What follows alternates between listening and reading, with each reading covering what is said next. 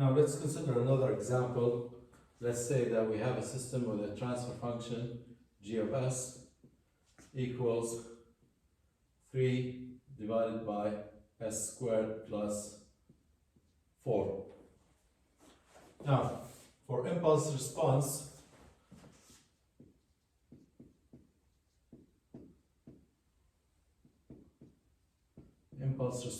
is x of s is the transfer function 3 divided by s squared plus 4.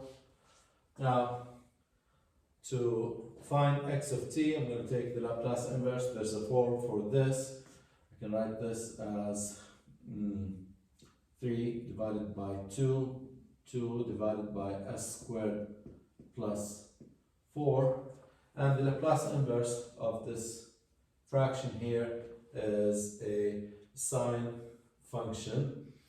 So x of t is going to be 3 divided by 2 sine square root of 4 is 2t.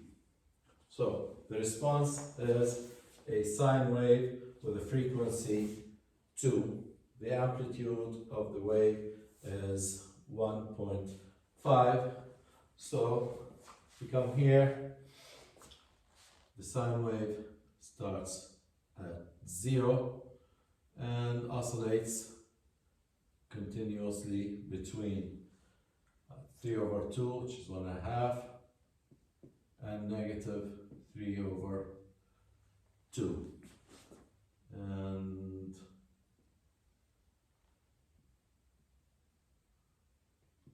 hopefully this looks somehow like a sine wave. Okay, this system had two poles. The poles of the system are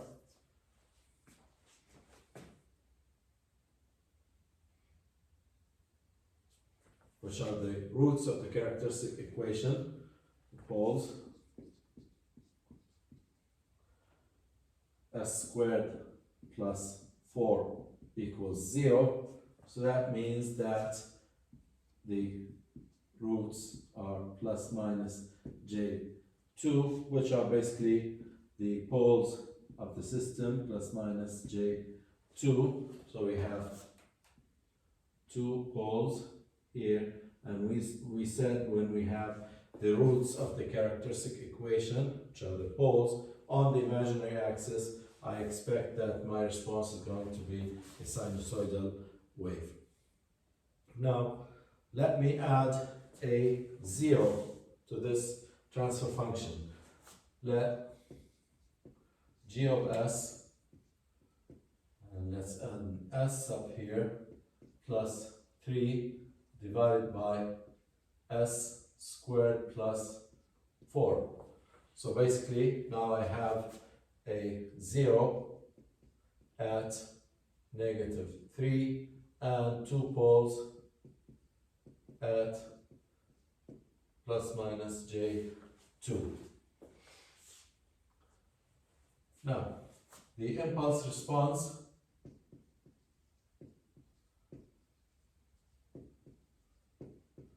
x of s is going to be the same as the transfer function, s plus 3 divided by s squared plus 4.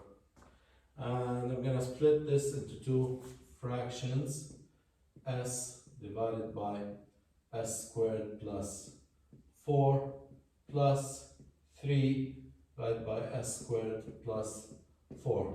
The addition is going to be what I have up here. Can write that also as s divided by s squared plus 4 plus 3 divided by 2, 2 s squared plus 4, and I did that so that this becomes a sine. When I take the Laplace inverse x of t, s divided by s squared plus 4, that's a cosine,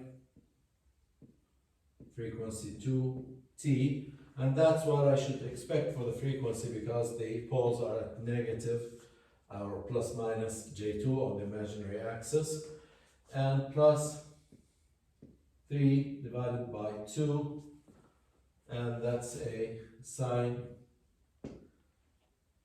2t. So now I have a sine and cosine functions. Now, where do we start here?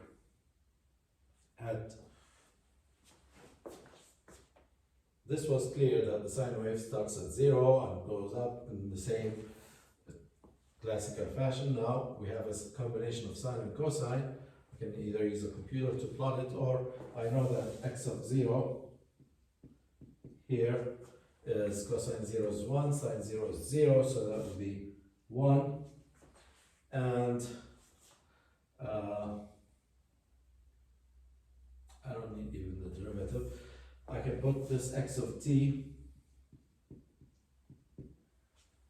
let me convert it to a sine with a phase. It's going to be a sine 2t plus phi.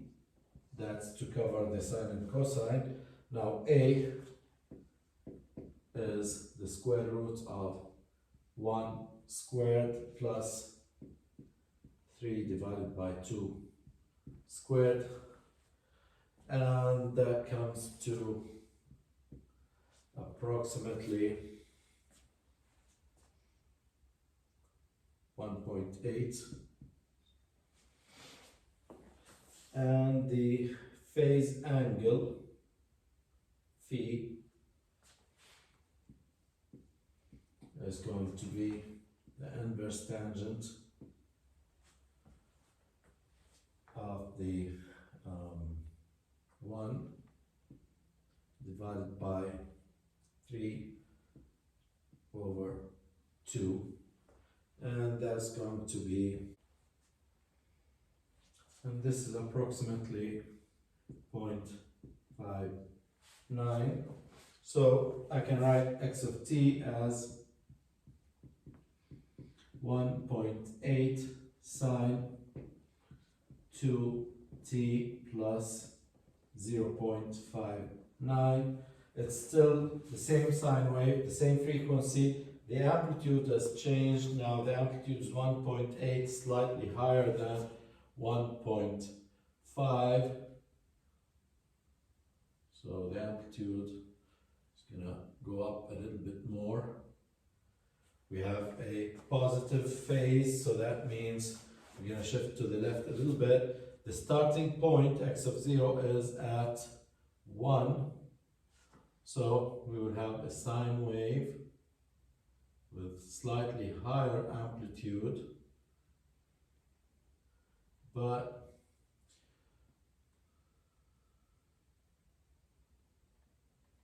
it will still be a sine wave with the same frequency, 2 radians per second. The same frequency right here, 2, and the previous response here is 2. The difference is just the amplitude, 1.8, 1.5 in this case, and here the phase shift is 0. Here's phase shift to the left, so we start at 1. So, in summary, the extra 0 here in this system, the poles and zeros are for this system. We have the same 2 poles at 2 and negative 2 on the imaginary axis.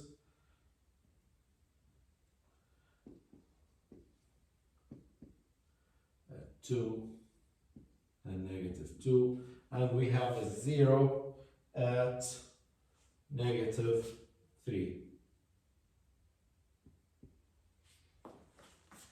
So the type of response, sinusoidal, was determined by the poles, the location of the poles on the imaginary axis. So the response was a sinusoidal response. The poles are pure imaginary, so we have pure sinusoidal response. And when I say sinusoidal, it could be a sine or cosine or a combination. Now, the 0 determined what combination we have. It changed the initial condition, it changed just the amplitude, did not affect the shape of the response, it did not affect the frequency of the response, it did not affect the stability of the response. The response of this system is still marginally stable. It does not blow up to infinity and it does not decay to zero or a constant value. So this system is marginally stable. So in this example and the previous example, it appears that the zeros do not have any effect on the system performance, stability. It just changes the initial conditions and slightly changes the amplitude of the response of a system. But from control point of view, what you care about is the actual performance of the system, the characteristics of the system. In this system, it's a marginally stable system, so it might be an idea in the control system you're going to design is to change the system to a stable system instead of marginally stable. So what you care about is now that this is marginally stable, and I want it to change to stable. I don't care about the amplitudes now. So the concentration in our study will be on the poles of the systems. The zeros will come into play when we start designing the feedback control systems later on.